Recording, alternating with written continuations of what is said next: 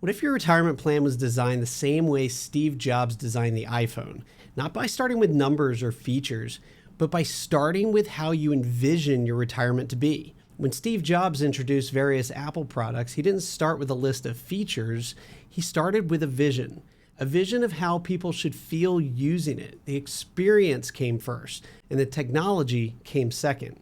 Jobs famously said, "You've got to start with the customer experience and work backwards toward the technology, not the other way around." Most individuals approach their financial plans by focusing on investment returns first. The thinking goes, let's see how well my portfolio performs, and then I'll figure out what kind of retirement I can afford. But that mindset often leads to chasing performance, swinging for triples and home runs when the market looks promising, or taking big shots when opportunities present themselves for outsized returns. But for what? Many investors assume that if their investments do well, they'll upgrade their lifestyle in retirement. Yet, in reality, most people don't dramatically change how they live once they retire. By that stage in life, routines are established, preferences are ingrained. After all, they've been working toward retirement for 30, sometimes 40 years. That's a long time to develop a standard of living and a desired lifestyle. So instead of letting market performance dictate your future, why not flip the script? Just like Steve Jobs, start by defining what you want your retirement to look like. Visualize the life you want to live. Where are you? What are you doing? Who are you with? What is your money allowing you to accomplish that is making you happy? Then work backwards to build a plan that gets you there. How much do you need to save today? How much can you spend today? How much do you want to spend in retirement? And ultimately, how the money needs to be invested to get you from where you are today to where you want to be in the future.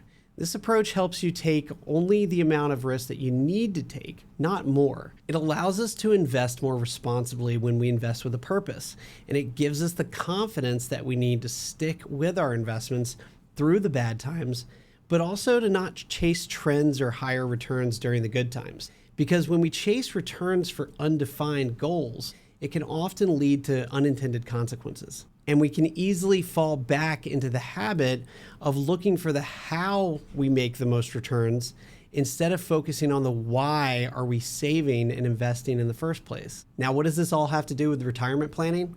Most retirement plans begin with numbers, risk tolerance, asset allocation, and projected returns. You're asked a series of questions, and it's all about how much volatility you can handle. And then a plan is built around that.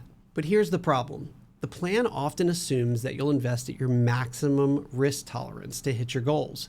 It's technical, it's theoretical, and too often it ends up in a drawer untouched for years, and we quickly fall back into the old way of thinking, oftentimes losing focus on the why we started saving in the first place. So if we were to learn from Steve Jobs, instead of working forward from current savings and assets, we'd work backwards to determine how much we should save in order to reach our goals. Instead of asking the question, what return can we get?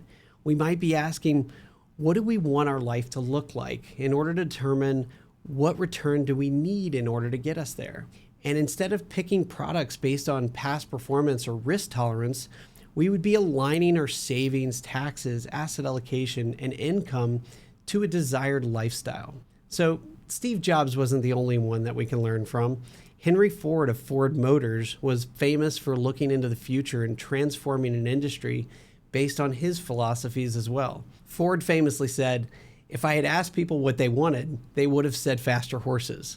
If Henry Ford were to reimagine financial planning today, he might change the idea of chasing higher returns to clarifying goals and vision. He'd probably change focusing on market timing and small tactical changes to structuring a strategy aligned with your life. And he'd probably change incremental thinking about the immediate future to big picture thinking about your long-term vision. At the end of the day, retirement planning isn't just about numbers or market performance. It's about defining the life that you want and then building a plan that helps to get you there, intentionally and realistically.